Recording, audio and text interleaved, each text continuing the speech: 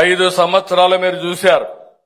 నేను అడుగుతున్నా, ఇంత స్వేచ్ఛగా మనం మాట్లాడుకున్నామా అని మిమ్మల్ని అడుగుతున్నా. పొట్టి శ్రీరాములు గారి యొక్క గ్రామంలో నేను అభివృద్ధి కార్యక్రమాలు ఇస్తే అభివృద్ధి కార్యక్రమాలన్నీ కూడా రద్దు చేసేశారు. మళ్ళా పొట్టి శ్రీరాములు గారి పైన ఎక్కడా లేని ప్రేమ వాళ్ళకు పోసే పరిస్థితికి వచ్చారు. అంటే ఏది చెప్పినా నమ్ముతారనేది. ఇంకో పక్కన ఇన్ని సమస్యలు మనం చూస్తే 2014లో విభజన జరిగిన తర్వాత 13.5% గ్రోత్ రేటు సాధించాం. ఎవ్వరికి ఏ కష్టం లేకుండా చేశాం. 2019లో వచ్చిన ప్రభుత్వాన్ని మీరు చూస్తే 3 రాజధానులనే పేరు పెట్టి ప్రపంచంలో ఎక్కడా జరిగిన దానికి అమరావతి పైన కక్ష కట్టి అమరావతిని విధ్వంసం చేసి పోలవరాన్ని కూడా నాశనం చేసి రాష్ట్రాన్ని తిరోగమనం వైపు నడిపించే పరిస్థితికి వచ్చారు.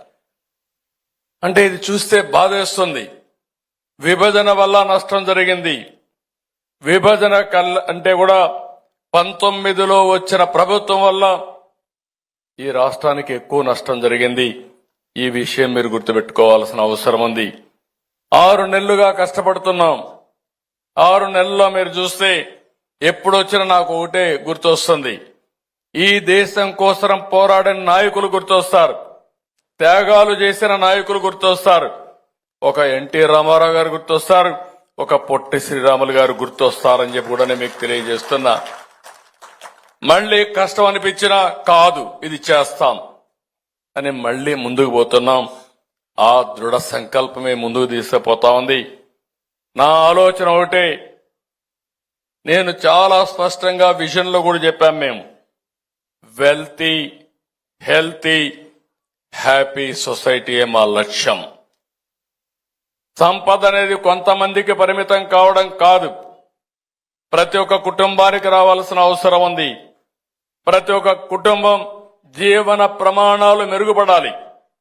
ఆ జీవన ప్రమాణాలు మెరుగుపడి వారు కూడా ఆదాయాన్ని పెంచుకునే మార్గం, ఆరోగ్యంగా ఉండే మార్గం, ఆనందంగా ఉండే విధానానికి రూపకల్పనే విజన్ 2047 అని చెప్పి కూడా నేను మీకు తెలియజేస్తున్నా. ఇందులో ప్రతి ఒక్క కుటుంబానికి న్యాయం చేస్తాం. మేము న్యాయం చేస్తామంటే మీరు ఏమాత్రం ఆలోచించకుండా ఇంట్లో పడుకుంటే కరెక్ట్ కాదు, అది కూడా చెప్తున్నా. లేకపోతే ఎవడో కుట్రలు చేస్తే ఆ కుట్రల్లో మీరు కూడా భాగస్వామి అనేది కూడా కరెక్ట్ కాదు. ఏమైందో మీరు చూశారు. 19లో నెత్తిన చేయి పెట్టి తర్వాత ఏం జరిగిందో మీరే చూశారు. మీ ఆస్తులే రాయించుకునే పరిస్థితికి వచ్చారు. నేను అందుకనే మిమ్మల్ని కోరేది, ఓసారి జ్ఞాపకం ఉండాలి.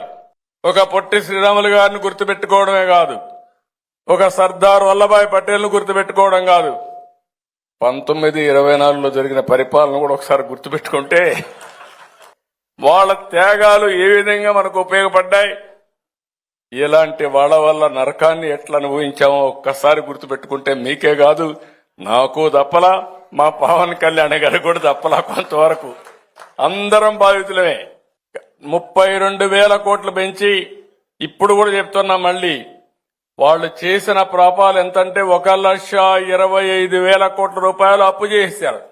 కడాన నాకు దిక్కుదోచిన పరిస్థితుంది. ఇప్పుడు కూడా నా అనుభవం అంతా కూడా అప్పుడప్పుడు పవన్ కళ్యాణ్ గారు అంటారు, మిత్రుడు అంటారు, మీకు చాలా అనుభవం సార్ అంటాడు, చాలా ఓపిక కూడా ఉందంటాడు. ఓపిక ఉంది, అనుభవం ఉంది. కానీ నాలాంటి వాడికి కూడా ఏం చేయాలని అర్థం కాని పరిస్థితి ఉందంటే, ఇంకో పక్క మీరు ఒక్కసారి చూస్తే కేంద్రంలో కూడా మన పరపతి పెరిగింది కాబట్టి కనీసం అప్పుడప్పుడు ఆక్సిజన్ ఇస్తున్నారు, లేకుంటే అది కూడా లేదు. చాలా ఇబ్బందులు వచ్చేటివి. ఈరోజు అమరావతి పని ప్రారంభమైన, పోలవరం పని ప్రారంభమైన, గుంతలబడిన రోడ్లకు మళ్లీ గుంతలు పూడ్చే కార్యక్రమం ప్రారంభించిన, అన్నా క్యాంటీన్ పెట్టిన, దేశంలో ఎక్కడా ఇవ్వని విధంగా 4,000 రూపాయలు పెన్షను, 6,000 రూపాయలు పెన్షను, ఇంకో పక్క 10,000, 15,000 ఇస్తున్నాం. అది మాకుండే హ్యూమన్ యాంగిల్. నేను గాని ఈ వేదిక పై నుండే మేమందరం కూడా ఒకటి ఆలోచిస్తున్నాం, ఇంకా పేదవాడికి ఏ విధంగా న్యాయం చేయగలుగుతాం, పిల్లల్ని ఏ విధంగా బాగా చదివించగలుగుతాం, మీ భవిష్యత్తులో పెను మార్పులు తీసుకొచ్చి మీరు ఆనందంగా ఏ విధంగా ఉండాలనో అదే ఆలోచిస్తున్నాం తప్ప ఇంకోటి కాదని చెప్పి కూడా నేను మీకు తెలియజేస్తున్నా. ఇబ్బందులు తాత్కాలికం. త్యాగాలు చేసిన నాయకులను చూసినప్పుడు ఈ ఇబ్బందులు అధిగమించడం కష్టం కాదు, తాత్కాలికంగా ఉంటాయి. కష్టపడతాం, శ్రమ చేస్తాం, దీన్ని అధిగమిస్తామని చెప్పి నేను మీకు తెలియజేసుకుంటూ, రాబోయే సంవత్సరం ఎందుకు ఇవన్నీ చెప్తున్నానంటే మంచిని గుర్తుపెట్టుకోవాలా, చెడును కూడా ఒక పక్కన మైండ్లో గుర్తుపెట్టుకోవాలా. ఒక పొట్టి శ్రీరాములు గారిని గుర్తుపెట్టుకోవాలి, ఒక మహాత్మా గాంధీని గుర్తుపెట్టుకోవాలి, ఒక సర్దార్ వల్లభాయ్ పటేల్ను గుర్తుపెట్టుకోవాలి, ఒక ఎన్టీ రామారావు గారిని గుర్తుపెట్టుకోవాలి. ఇంకో పక్క చెడు చేసిన వ్యక్తుల్ని గుర్తుపెట్టుకోవాలి. మీరు గుర్తుపెట్టుకోలేదనుకోండి మళ్ళీ. కాబట్టి నేను అందుకే చెప్తున్నా, అది చేసినప్పుడే మన నాయకులకి మనం నివాళులర్పించినట్టు అవుతుంది. వచ్చే ఏడాది 2025 మార్చి 16 నుంచి 125వ జయంతి ప్రారంభమవుతుంది పొట్టి శ్రీరాములు గారిది. దీన్ని ఘనంగా చేద్దాం. నేను ముందే చెప్పాను పొట్టి శ్రీరాములు గారి యూనివర్సిటీ పెడతామని.